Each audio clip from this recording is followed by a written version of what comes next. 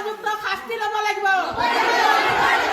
মুখ্যমন্ত্ৰী মহোদয় উপযুক্ত শাস্তি দিব লাগিব অৰুণোদয়ৰ পৰা বঞ্চিত নকৰিব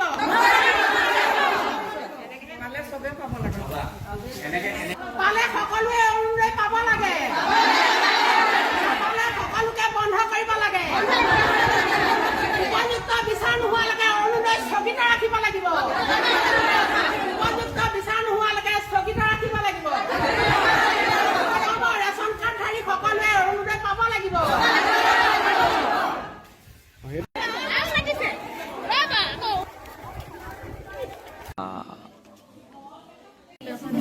পাঁচ নং ৱাৰ্ডৰ হয় ন 5 নং ৱাৰ্ডৰ এই ভাগৰ কাটিলে তাৰ ভাগ কাটিব লাগে জানো বাৰু